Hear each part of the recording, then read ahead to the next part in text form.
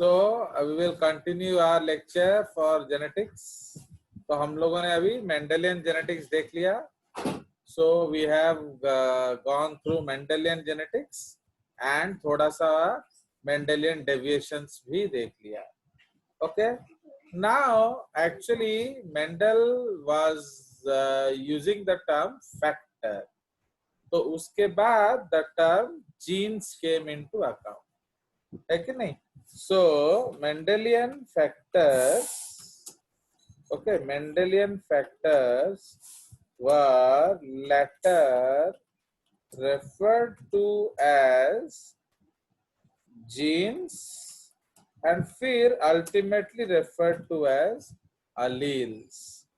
Okay, and the genes term was given by William Johansen. ठीक है, तो जो टर्म है आपका genes, this was given by William Johannsen and alleles term later on आया. ठीक है, now so this is the basic concept plus a lot of people believe, okay, that a lot of people believe that Mendel was lucky because, okay, because the 7 characters he took were located on 7 different chromosomes. है कि नहीं? तो उनको ये लगा कि जो 7 different characters he took were located on 7 different chromosomes. But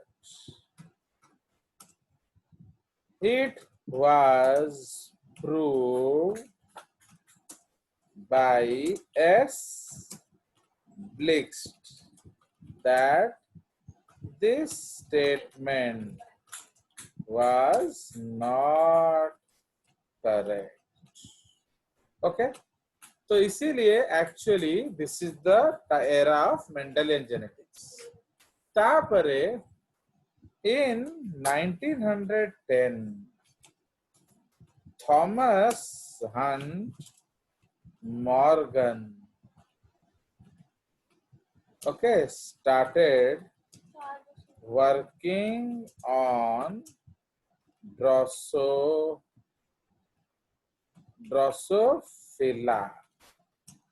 okay, melanogaster. तो actually 1910 में Thomas Hunt Morgan he started working on Drosophila melanogaster, which was also called fruit fly and later named Cinderella of genetics. Okay, तो बाद में उसको Cinderella genetics से नाम से नवाजा गया. Okay, so this term was given to Drosophila.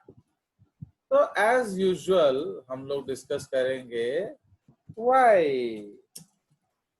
Okay, why Drosophila? So this was the question and the answers came in. So सबसे पहला है cheap, easily available and okay, easily available and workable. ठीक है जी, वो आप फल खाओगे, छिलका फेंक दोगे तो ड्रोसोफिला आएगा. समझे कि नहीं? तो उसके लिए खर्चा करने का कोई भी जरूरत नहीं है. सेकेंड थिंग जो कि मोस्ट इंपॉर्टेंट था, okay, is it had a lifetime of 15 days. Okay, so it had a lifetime of 15 days. So within 6 months one can study 6 generations of Drosophila. समझ रहे हो? तो एक्चुअली मेंडल को एक generation काम करने के लिए 1 साल लगता था, because P was an annual plant.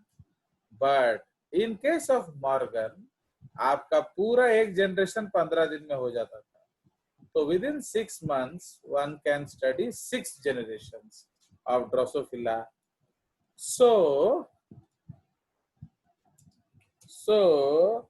a research is completed in less than, okay, research is completed in less than 1 year time. तो आप खुद सोचो 1 year में आपका क्या होगा? तो इन 1 year आपका जो 1 year time. Okay, so research is completed in less than 1 year time. माने जो काम के लिए, सपोज आप ह्यूमंस लेंगे, ह्यूमंस में तो आप 6 जनरेशन किसी का देख भी नहीं सकते, है कि नहीं?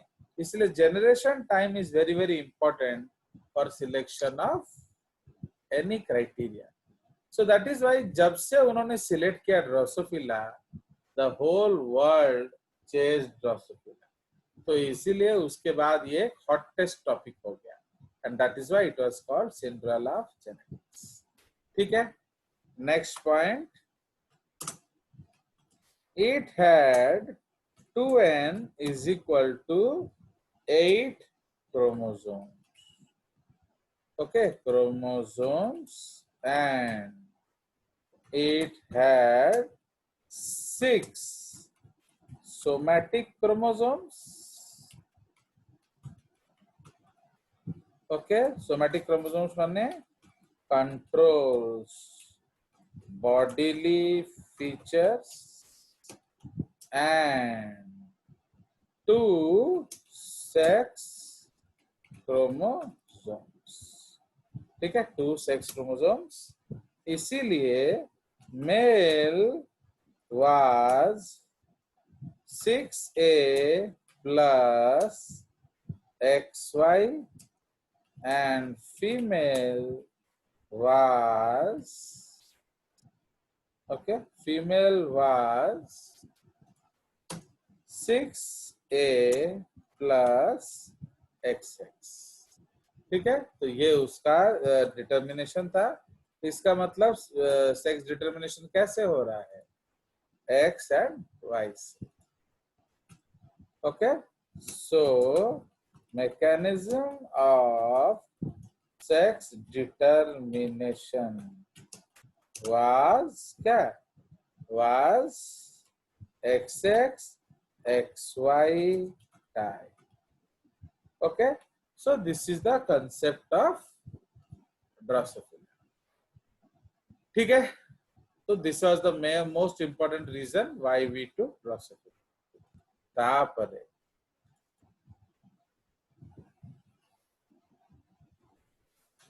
what did he do? तो एक्चुअली मॉर्गन क्या कर रहे थे? तो Morgan wanted to check if Mendelism can be applied to animal specimen. Okay, so Morgan wanted to check if Mendelism can be applied to animal specimen. So he followed whatever Mendel had done. तो उन्होंने बिल्कुल Mendel जैसे किए, उनके पीछे पीछे वो भी करने लगे। Okay, but the main problem, okay, the main problem was he could not find a, Okay, he could not find a pair of contrasting characters. Okay, so he could not find a pair of contrasting characters. Okay, he and his students, उनके 3 students थे,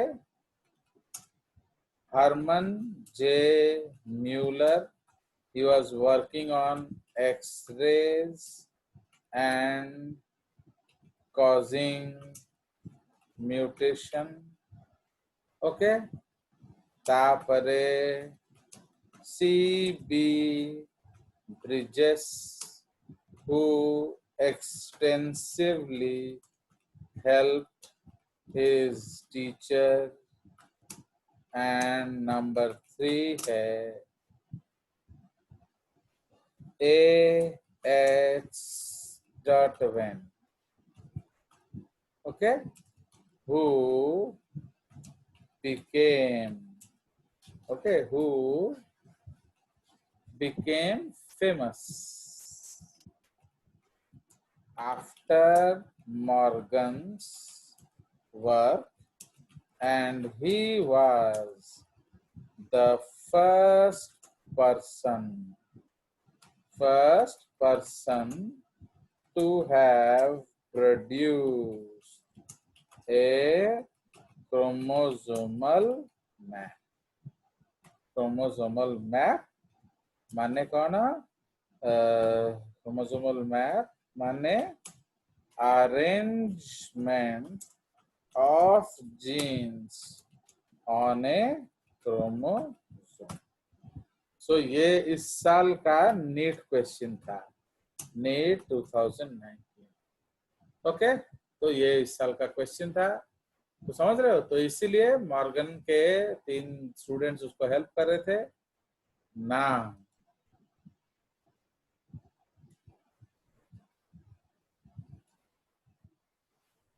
It took nearly 4 years to find a pair of characters. Okay, it took nearly 4 years to find a pair of characters and another 6 to 8 months to complete his work. He was awarded the Nobel Prize in Medicine and Physiology for his achievements. समझ रहे हो? तो 4 साल लग गया उनको एक character ढूंढते ढूंढते, बट एक बार मिल गया तो बाकी 6-8 महीने में काम खत्म. एंड उनके इस काम के लिए he was awarded the most prestigious Nobel Prize alone. Means he did not share it with anybody. Okay, so this is the concept. तो इसीलिए in case of Mendelism and Morganism, we use a different gene notation. Gene notation in animal genetics. ये बहुत important concept है. Means how to write genes. जैसे हम लोगों ने उधर लिया था कैपिटल टी कैपिटल डी, तो यह तो gene notation in animal genetics. तो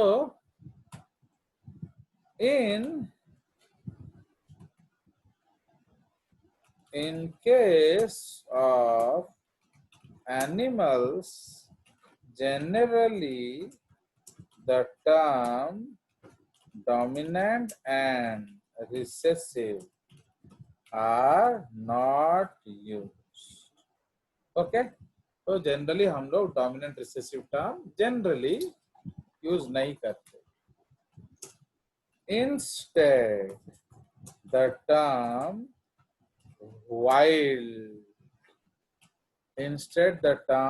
wild for most common trait and mutant for the rare accidental trait. Okay, was या is used. Okay, mutant. समझ में आया? तो एनिमल जेनेटिक्स में हम लोग डोमिनेंट रिसेसिव टर्म यूज नहीं करते हैं, हम लोग वाइल्ड या म्यूटेंट टर्म यूज करते हैं. तो क्यों? This is on the basis of क्या? Nature selection. Okay, natural selection लिख लेते हैं, natural selection. Okay,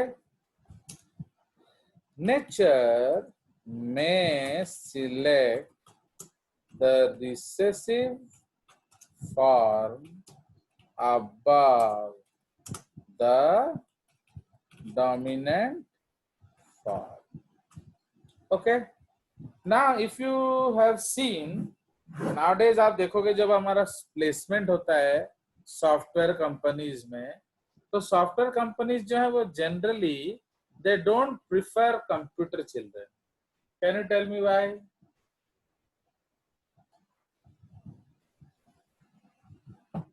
They love to select these civil engineers, mechanical engineers, electrical engineers, but जो उनका खुद का फील्ड वाला है कंप्यूटर वाला, उसको नहीं लेते हैं.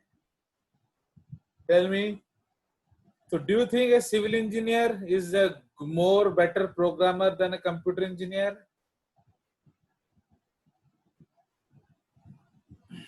वो ज्यादा डाइवर्स होते हैं. हाँ बोलो. सर वो ज्यादा डाइवर्स होते हैं इसलिए. कौन ज्यादा डाइवर्स होता है? Civil engineers. डाइवर्स होता है मतलब कंप्यूटर के अलावा भी ज्यादा फील्ड में नॉलेज होता है. बट हमको तो कंप्यूटर में काम कराना है ना. तुम ज्यादा फील्ड में नॉलेज रख के हमारे क्या किस काम का? भाई I want you to type the codes, create codes. मुझे तुम्हारा अलग नॉलेज से करना क्या है? Because this is your world my dear. आप why companies prefer more girls than boys? आजकल ये बहुत क्रिटिकल क्वेश्चंस है. It is not because that girls are more brilliant. आप देखोगे आईआईटी एग्जाम में कम लड़कियां क्वालिफाई करती हैं, बट नौकरी में ज्यादा लड़कियां क्वालिफाई करती हैं. तो व्हाई एक्चुअली? एक तो रीजन है कि वो सुंदर होती हैं, उसमें तो कोई दो राय नहीं है, बट और क्या कारण है why girls are preferred more? Why civil engineers, mechanical engineers are preferred above computer engineers in your jobs in software firms? Anybody else? वैसे आपको पता होना चाहिए ना इस दुनिया में क्या चल रहा है, क्योंकि a lot of you who will love each other, so your wife may be earning more than you, or your wife will be earning and you will be just sitting at home and enjoying the film Key and Ka.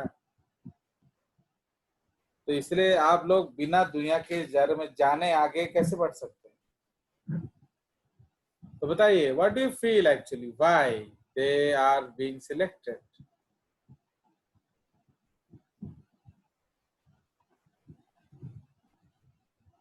बोलो. Guess तो silent बैठने से तुम्हारा gas थोड़ी होगा. Because only guesses you will get the better answer. Na?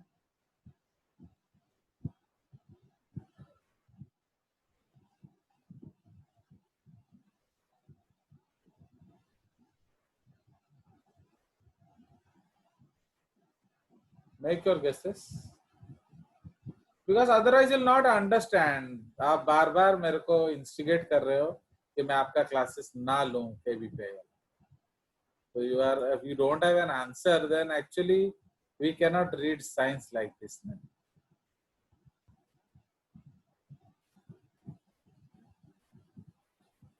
critical thinking skills sir. नहीं, critical thinking होने से तो उनको आईआईटी में हो जाना चाहिए था, आईआईटी क्यों नहीं क्वालिफाई?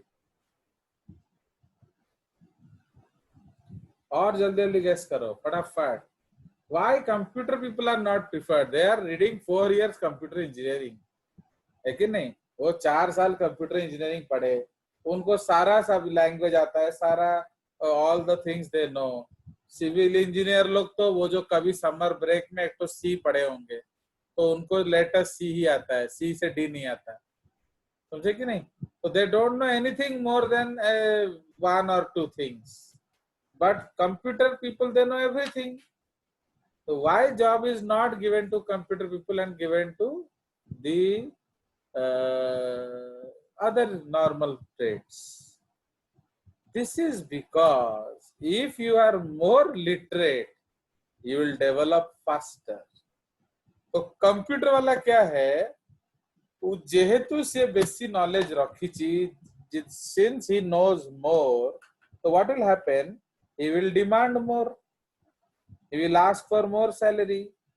आफ्टर 6 महीना जब उन्होंने कंपनी में ट्रेनिंग ले लेंगे, उनका कंपनी का सारा चीज जान जाएंगे, फिर इमीडिएटली वो कंपनी को बोलेंगे भैया मेरा सैलरी डबल करो वरना मैं चला।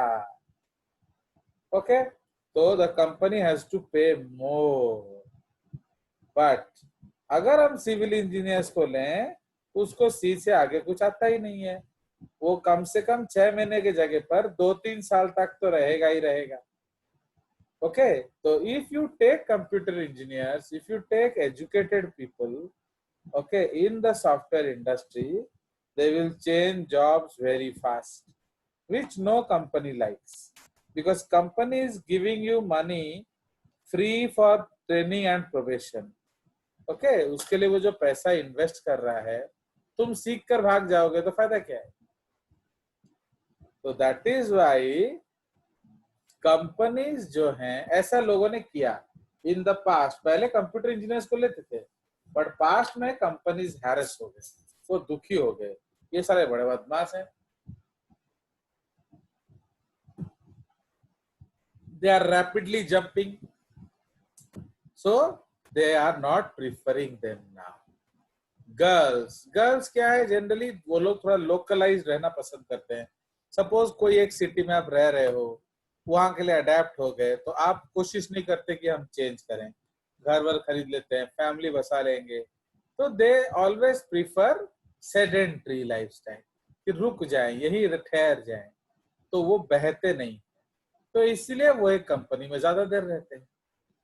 बट जो लड़के हैं वो बदमाश हैं, वो कहीं भी चले जाएंगे, उनको क्या है, so they are always aggressive, they will jump from companies, they will jump from cities, तो इसलिए it attracts instability, and instability nature को पसंद नहीं है। तो here suppose तुम एक you yourself think तमर गोटे बड़ घर अच्छी, तम माने तमर घरे गोटे मेड को ट्रेनिंग देला, एभला करिबा एभला करिबा एभला करिबा, सब सिखी साखी से तम पड़िसा घरे चाकरी करला बेसी दरमा रे, बट तुम्हारे घर को छोड़ दिया, अब क्या होगा, तुम्हें फिर से एक मेड को 0 से ट्रेनिंग देना पड़ेगा, है कि नहीं? तो that is the case. That is why nature जो है वो हर समय एक स्टेबल फॉर्म को सिलेक्ट करता है। तो you may be dominant, but nature is not selecting you, so that is why you are not common. So that is why they are called what, they are called, इसलिए जो Allen and Aakash, they don't select good teachers, they select good managers, जो सुंदर dance कर सकते हो, जो सुंदर दिखते हो, जो अच्छी अच्छी बातें कर लेते हो, पढ़ाई भले आए ना आए, तो उससे क्या होता है, they can manage batches, they don't need to teach. Okay, क्योंकि 70-80 के क्लासरूम में पढ़ता कौन है, सो जस्ट लाइक दैट। तो इसलिए you need good managers, you may not be an educated teacher, so that is why nature is selecting management more than education। अब आप देखो स्कूल में नौकरी के लिए बीएड चाहिए, पाठ आए या ना आए वो इम्पोर्टेंट नहीं है, बट बीएड होना चाहिए, ठीक है? So that is the problem, इसीलिए all your teachers are like that, समझे कि नहीं? तो इसीलिए दीज आर बेसिक्स थिंग। तो इसलिए नेचर जिसको सिलेक्ट करता है वो है वाइल्ड, एंड भले ही वो डोमिनेटिंग हो या नॉट डोमिनेटिंग। अंडरस्टूड? नेचर जिसको सिलेक्ट करेगा वही वाइल्ड है। It may be dominant, it may be recessive, it may be माने माने डोमिनेंट एंड माने मे बी नेचर में डोमिनेंट हो ही ना, सारे ही म्यूटेंट माने रिसेसिव हो आपका, तो इस इज द कंसेप्ट। ठीक है, तो नेचर में select the recessive form over the dominant form. तो this is the concept of wild and mutant. For example हम लोग एक एग्जाम्पल लेंगे। Okay, example number 1। ठीक है, in a class 49 out of 50 students score 0% and 1%, okay, and 1 out of 50 student scores 1%. Who is dominant, recessive, wild, mutant? तो इसमें gas करिए।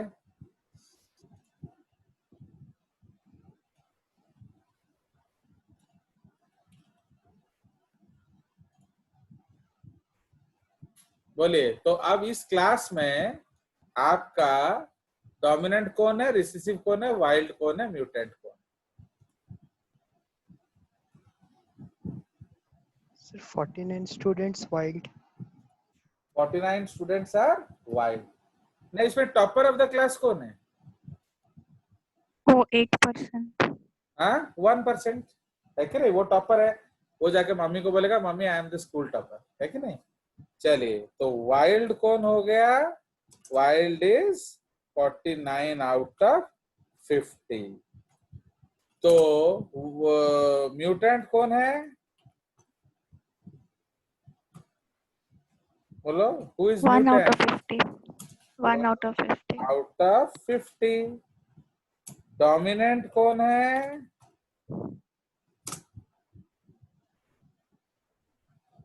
Dominant माने who will actually win the race, will actually get IIT or medical or SAT, GAT, FAT, anything.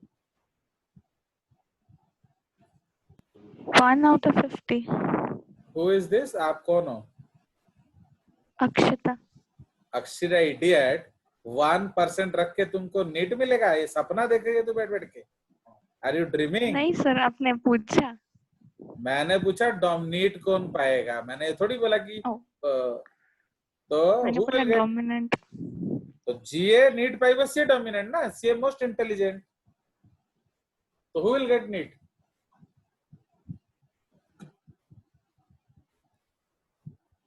अबे गधो, NEET पाएगा कौन? ये तो तुमको पता होना चाहिए, कल तुम्हारा भी ये लाइन में होगा। तो who will get NEET out of them?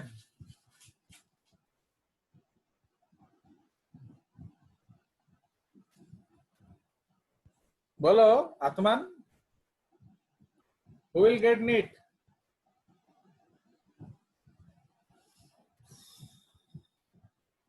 See, if you don't speak, this class is meaningless. So I will also swing. Because आप कुछ समझोगे क्या? घोड़ा अंडा। अरे ये एक 0 लाते हैं, एक 1 लाते हैं, नीट कौन पाएगा? कोई नहीं। So you tell, why are you not telling none? जो बोलने में क्या जा रहा है तुम्हारा? एंड रिसेसिव कौन है जो फेल होंगे? all of these. ऑल। तो समझ में आया? तो ये जो क्लासरूम है, इस क्लासरूम का जो म्यूटेंट है वो 1 मार्क लाता है, वाइल्ड जो है वो 0 लाता है, एंड सारे के सारे गधे हैं, इनको 7 जन्म में कुछ नहीं मिलने वाला। अंडरस्टैंड? अब एग्जाम्पल नंबर 2 समझ रहे हो? क्योंकि ना if you don't speak we don't gain anything, so I will not tell anything. Example number 2, तो इस क्लास में in a class 49 out of 50 get 99% and 1 out of 50 gets 100%. Okay, who is dominant, recessive, wild, mutant? अला बोलिए।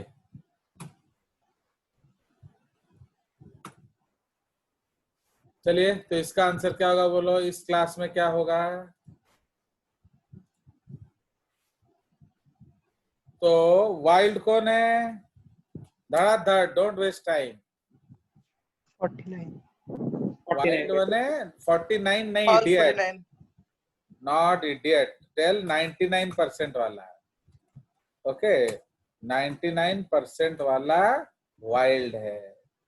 चलिए, mutant कौन है? 100%. 100% वाला mutant है।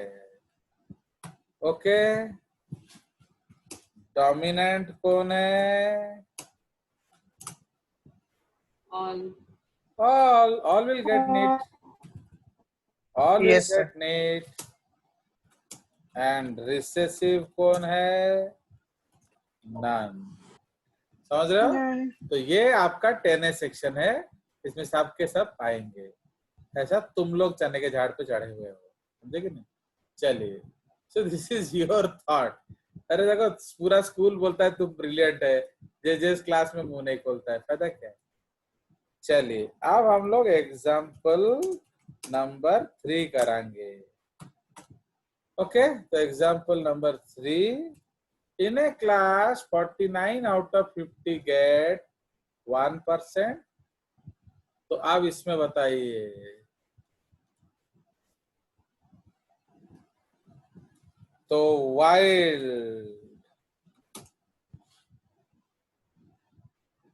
जल्दी जल्दी, don't waste time. Wild trait कौन सा है? 1%. 1%. 1%। 1%. म्यूटेंट कौन सा है? 100%. 100%। डोमिनेंट कौन है? 100%. 100%। 100%. रिसेसिव कौन है? 1%. 1%. तो सोच रहे हो, इस क्लास में जनरली जो बच्चे हैं वो गधे हैं, बस एक ही बच्चा पाएगा। अंडरस्टैंड? तो आप देखो, सपोज इस क्लास में डिसीजन लेना होगा टीचर बदलने का, तो टीचर बदलने का डिसीजन वो 1 को पूछ के लेंगे ना 49 को पूछ के लेंगे? 1 को. 49. 49। 1 को. इडियट, तुम एक आदमी का पैसा देगा, वो 39 लोग पैसा दे रहे, 49 लोग है। तो समझ रहे हो, यही मिस्टेक आप लोग जब आकाश वाकाश में जाते हैं, ये सबसे बड़ा मिस्टेक होता है। क्या कि आप सोचते हो हम ब्रिलियंट है ना, तो हमको अलग बैठा के पढ़ाएंगे। नो, तुम 4-5 बच्चा फ्री वाला, तो तुम तो 8 आना नहीं देते हो, तो how I will teach the batch, how I will give you teachers? उसीलिए हम 85 गधों को उसमें बिठाते हैं, आया समझ? तो 85 गधे विल पे द मनी। उन्होंने देखा, अच्छा आद्या जा रही है, सार्थक जा रहा है, समीक्षा जा रहे हैं, वो सब आ गए। देखा तो आद्या सार्थक 98 नहीं देते हैं, बट वो लोग पैसा देंगे। समझ में आया मजा? तो तब में देगा रिजल्ट एंड वो लोग देंगे पैसा। Do you understand?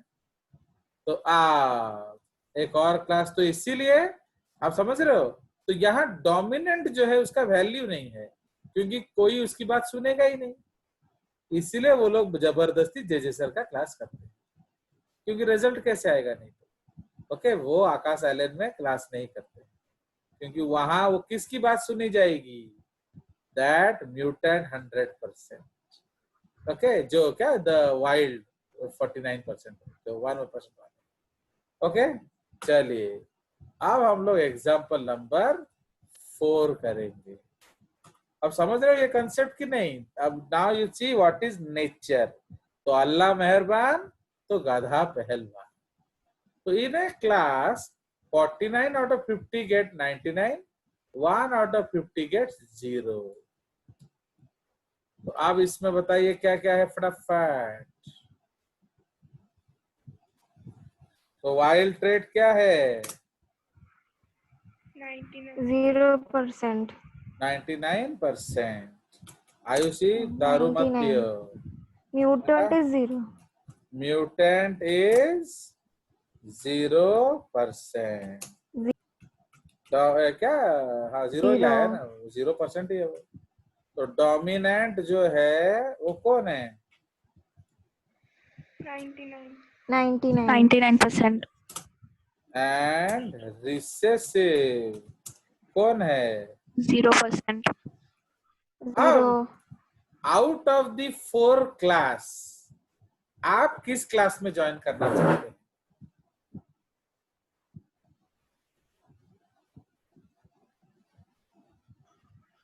बताइए। So these are the Class which class 1 2 Second 3 class. 4? बोलिए।